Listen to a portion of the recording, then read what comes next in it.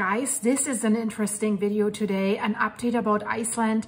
And I tell you guys, you know, the next eruption is coming. The land rise is continuing. So we will hear from the Icelandic Meteorological Office what they have to say. And they have maps and measurements about the last eruption. And you know, we will also learn where the next eruption is estimated to be. And I tell you up front, guys, you know, we've always been worried about Grindavik, that there might be an eruption or lava flows, gas pollution and stuff like this. But there was a meeting and another town might be at risk now from the next eruption. So guys, stay with me. Don't click away. Don't watch anything else. Watch this video till the end. It's really worth it. And leave it a like, guys. That would be absolutely awesome. So let's dive right in. Magma accumulation continues underneath Svartsengi. That is where we have the very important Svartsengi power plant and the Blue Lagoon. That's not so important in my opinion, but that's important for Iceland because it's a moneymaker for them, right? So the land rise is continuing at a similar pace. It is rising again. You see the map here. That's the line here, the red line, but we're even further ahead now than it looks in this graph. The Met Office hasn't updated that graph now, but imagine that round circle a little bit higher already. And something that is really stunning is that what the imaging team of the National Institute of Natural Science and Land Survey of Iceland has given us. They have processed all the data that they have collected, and they have done drone flights over the eruption centers on September 11th. And these data show that the lava bed, and really guys, this is massive. The lava bed formed in the last eruption was 61.2 million cubic meters. So this eruption was really, really big, and it was spreading on an area of 15.8 square kilometers. So the data shows that the last eruption that just ended was the largest eruption in the Sundhnúka crater series since this unrest began almost a year ago, November 10th, 2023. So you can see that map here that they have released, and the yellow areas, that's the new lava flows. So you see it has spread to the north, thankfully not to the south, because that would have been a problem for Grindavik, and also not that much to the west like the previous eruption before that one. You see the purple lava flow that has even breached the defense walls of the Svartsengi power plant, and they were so lucky that that eruption then started after it was flowing over the defense walls, because they were not sure that they would be able to really save infrastructure in there, infrastructure of the power plant. So the last one, it was massive. It's really, really big, but more northeastern, which is good.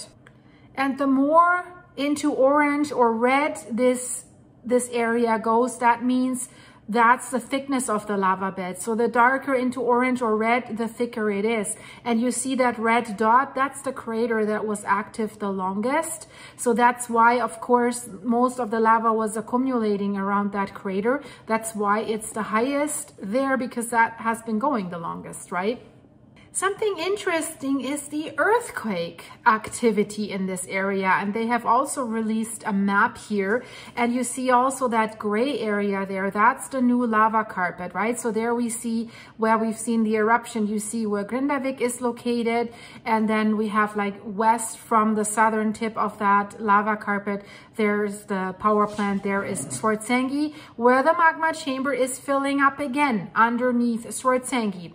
So the earthquake activity has been low for the last 2 weeks at the Sundhnúka crater series and in the Svartsengi Grindavik area. So not much has been going on there. But however, there has been some activity on the western side of Fagradalsfjall. That's another volcano that we have seen erupting in the last few years. So there were earthquakes at a depth of 6 to 8 kilometers. Since the last eruption in the Sundhnúka crater series ended on September 5th. So it seems this ended and then it started at Fagradalsfjall. So of course it raises the question, the last eruption was moving more to the east, more towards Fagradalsfjall, you could say. So is there something going on, or is this just a coincidence, or will Fagradalsfjall erupt again soon too?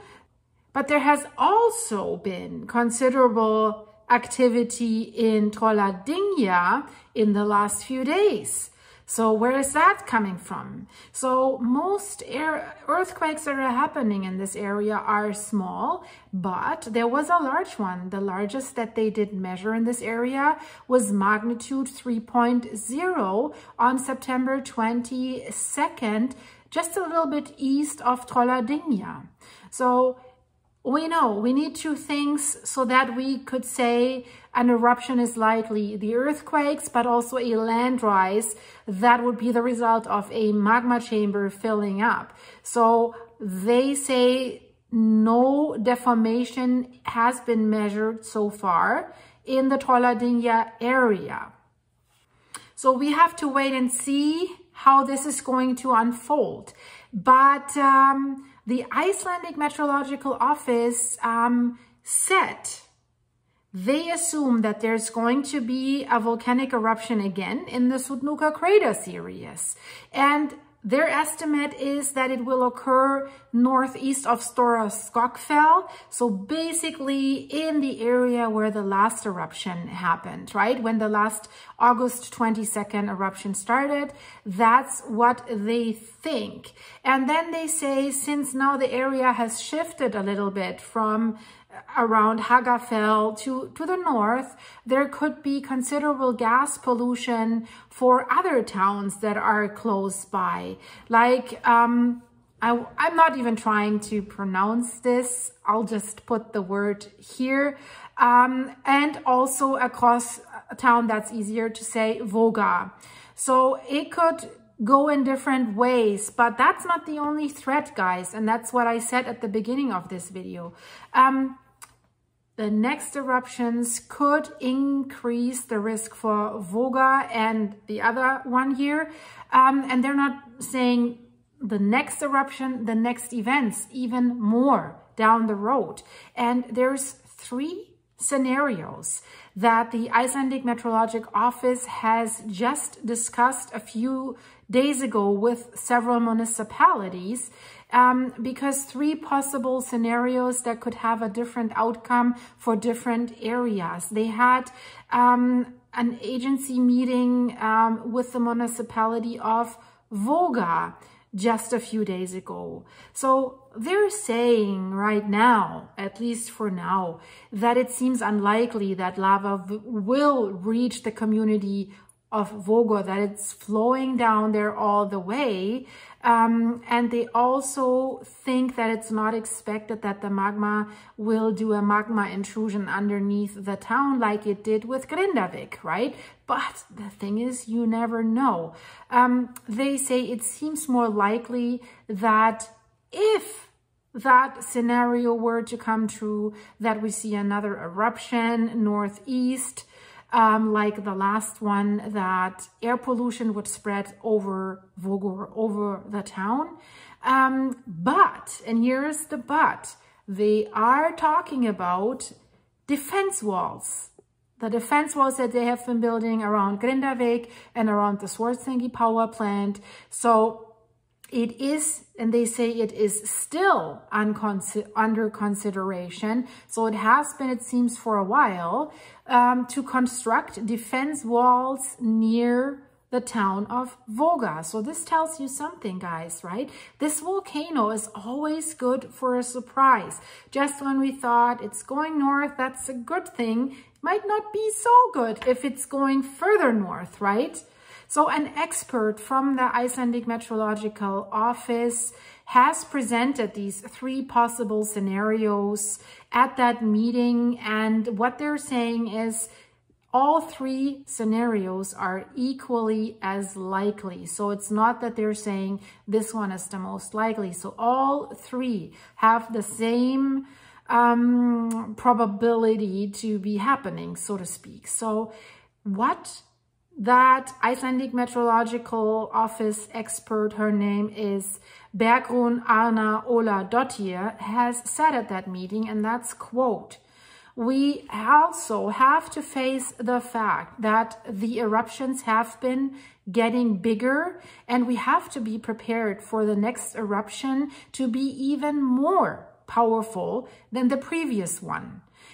Therefore, it is very important to consider countermeasures in relation to the most influential scenarios." And yes, if you've seen how big the lava carpet is, right? How much lava was coming out. And if the next one is supposed to be even bigger or longer, there could be even more lava coming out. The carpet could get bigger. It could flow even further. That's basically what she is saying.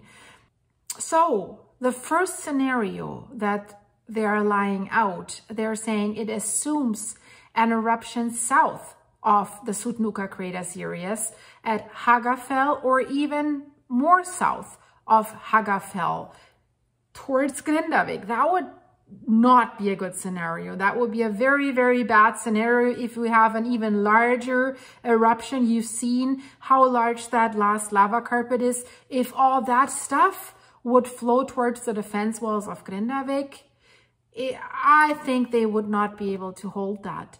So if that scenario happened, they say it would likely be similar to the eruption that began on January 14th. But that eruption didn't send out that much lava, right? Keep that in mind. Then they're talking about the second scenario. That assumes an eruption between the Sundhnúka and Stóra Skógfell area. So that would be similar to eruptions that we had on December 18th last year, then the one on March 16th, and then the one on May 29th. And the May 29th was a problematic one. That was the one that did cause some troubles, that did breach the defense walls at Svartsengi, right? So also not a great scenario. And then the third is an eruption that is expected northeast of Stóra Skógfell, basically similar to the one that we just had, that started on August 22nd. So according to that scenario, there are possible impacts or dangers in and around Libra, that's what it's called, this area, mainly through gas pollution, but also pyroclastic and volcanic eruptions. That's what they're saying, but also fissure formations and lava flows. So that doesn't really sound super great. So Bergrún Arna Óladóttir has said that if the eruption was powerful at the beginning and the wind direction would be unfavorable, there could be considerable gas pollution in Voga. So yeah, okay, gas pollution, I think if we look at the three scenarios, that will be the least dramatic. But what they're saying is what concerns me a little bit. If it's going way further north, right? Pyroclastic, volcanic eruptions, fissure formations, and lava flows. So basically, Voga could have to deal with the same problems that Grindavik has to deal, right? The crack openings, the fissures, the sinkholes, lava flows that did go into the town, right? So it's not a great scenario, I have to say. None of these three scenarios are really, really good.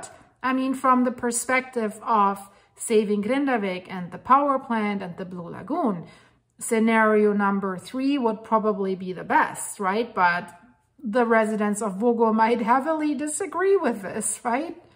And here is an interesting new information about the lava that has come out in the last eruptions. Scientists have compared the lava, and you would think that it's the same, right? It's coming from the same magma chamber, doesn't it? But they have discovered that they're not the same. And their conclusion is that because they're not the same, it's even more difficult to predict the next eruptions.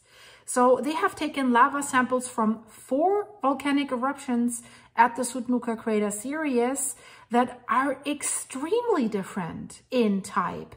And so that is really strange, in my opinion. That adds new mystery to the whole thing. They have collected countless samples from all the volcanic eruptions in the Sundhnúka crater series, and they were really analyzed to the very detail at the Earth Sciences Institute. And also they looked at the chemical composition and the structural layer. And what the scientists said is, and this is quote, they said, we expected to see the same chemical composition of lava wherever we looked at in the lava flow, right? But we discovered when we collected lava samples from many places that the lava's chemical diversity is great. That's an interesting way to say it. So they're saying it really tells us that the lava doesn't all come from one big magma source, but that there are many magma lenses in the Earth's crust that interact with each other in some way. And then they form these eruptions. So that is very, very interesting, because we're always talking about this one magma chamber underneath Schwarzenegger. But what is feeding this magma chamber? We thought it's one big magma reservoir, but it is more smaller reservoirs that are all interconnected. It's really hard to tell. So they have given a graph here where you basically, it shows like different magma bodies that could all interact with each other. So they show like December, January, February, March, and May. So they have taken these samples, and they also show here like maybe like a cut into where Fagradalsfjall is, where Schwarzenegger is, where Grindavik is. And they're showing you basically that there are many, many areas where this magma could come from. And they have speculated in the past that Fagradalsfjall's magma chamber and the one at the Sundhnúka crater series, that they're connected or that they share the same, but they don't know at 100%, right? That's the interesting thing. So this cross section of the Earth's surface, basically, that we're looking at here, goes right down to the mantle, right? That's the greenish area. And on the left, you can see the magma that came up in the eruptions when Fagradalsfjall erupted, this orange area, this long orange area. And it came all the way from the boundary between the Earth's crust and the mantle, so all the way down from there, so right from the source, so to speak. And then to the right, you can see under Schwarzenegger, there is this much talked about magma chamber, and you can see that there's a magma passage that's leading away from it. So instead of the rather simple chemical composition that they have seen in the magma of Fagradalsfjall, the diversity of the magma that has emerged at the Sundhnúka crater series eruption was really, really surprising. They didn't expect this. So in 4 volcanic eruptions from December to May, the magma was different each time. Why? Interesting, right? Although they're saying it came from the same magma chamber underneath Schwarzenegger. So how is that possible? So scientists are saying, quote, there is something complicated there which perhaps explains that the eruptions have become longer over time and that their length has changed. It tells us that the eruptions may be difficult to predict. Yeah, so this is basically the scientists telling us we know that we don't know. And then they're saying, our knowledge of Icelandic volcanoes is used as a basic blueprint for understanding how volcanoes work in general all over the world. Yeah, because Iceland has so many eruptions, right? They're saying that, or they're hoping, perhaps these eruptions give us new insights that could be used for other volcanic systems. But they don't know what's going on with the Sundhnúka crater series. They don't. Where are these different chemical compositions resulting from? Why? So I will stay on the pulse of this for you guys. So if you're new here, subscribe, check out my Iceland playlist so that you're always up to date with what's happening. And if you're bored in the meantime, check out my other playlists. I mean, the tightness, a hot topic right now. The hearings are going on. Check out my videos about that. And then the Bayesian or however this ship is called, more and more is coming out, and that's quite mysterious. Is the US Secret Service, the UK Secret Service, and the Mossad of Israel involved? Is there something going on? It seems the owner of the yacht was carrying around 2 hard drives with top secret data from these agencies, carrying that around, taking it with him all the time. And now they're supposed to be down there in the watertight safe of the shipwreck on the bottom. So they have increased security there, but more weird things have come out. So I urge you to watch this video, guys. And if you want to see even more of what I am doing with my animals on my farm, my day-to-day weird stuff, become a member of my channel. I would love to see you there and interact with you there, guys. The link is in the description of this video, and I hope to see you there. Stay safe, be prepared. Until then, bye-bye.